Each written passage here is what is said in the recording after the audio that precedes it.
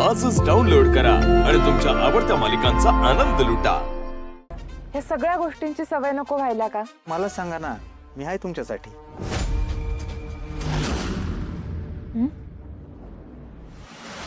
नाही म्हणजे ह्या गावात तुम्ही स्वतःला एकटे नका समजू।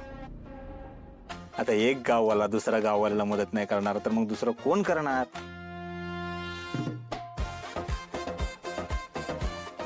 सावकाश येऊ द्यात। हा हा थँक्यू सो मच। मला एकटीला हे उचलणं आणि हे करणं कधीच शक्य नसतं झालं। पास करा। Thank you thank you thank you. तुम्ही जर का अशाच थँक्यू म्हणत राहिला का नाही तर सकाळ होईल।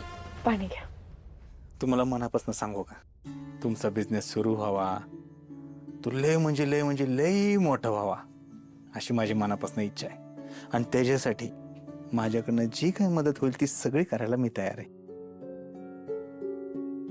ठीक आहे, पण खरं सांगू का तुम्हाला, मला आता पटकन कोणावर तरी विश्वास ठेवण्याचं धाडस होत नाही। काही ना एकदा जगाचे काही वाईट अनुभव आले ना, पूर्ण जग तुम्हाला वाईट दिसायला लागतं।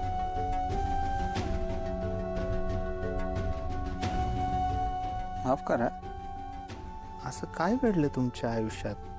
काय वाईट अनुभव आलेत?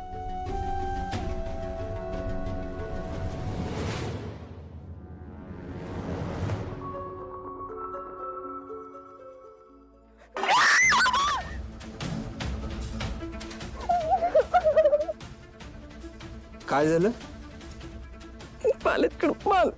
बर थांबा, मी बघतो, थांबा।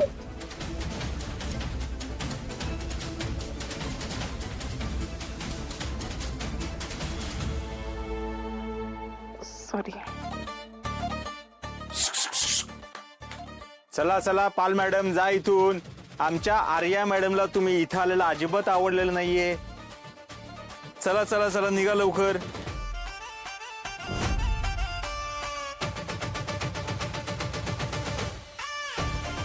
गेले आर्या मॅडम पाल।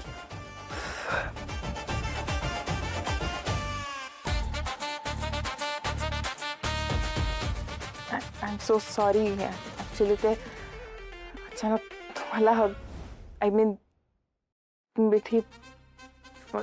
हा ते नाही बरं, काय हरकत नाही। म्हणजे मी समजू शकतो नाही का।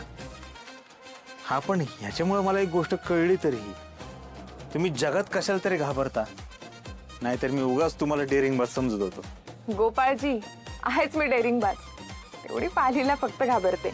बरं, आता मी इथं होतो म्हणून ठीक आहे। मी इथं नसतो तर तुम्हाला आता या सगळ्या वातावरणाची सवय करून घ्यावी लागणार आहे। बघू, होईल हळूहळू सवय। बरं, मला ना कामासाठी 2 बायका हव्या होत्या। तुमच्या ओळखीत आहेत का कोणी बायका? ओळख नसती तर ओळख काढू आपण। अहो, तुमच्यासाठी काय बी करायला तयार आहे मी। गोपाळजी, तुम्ही खरंच सर्वांपेक्षा खूप वेगळे आहात, देव माणूस आहात। हो, पण तुम्हाला वाटतं तो लोकांना मदत करणारा नाही, लोकांना कायमचा आराम देणारा देव माणूस।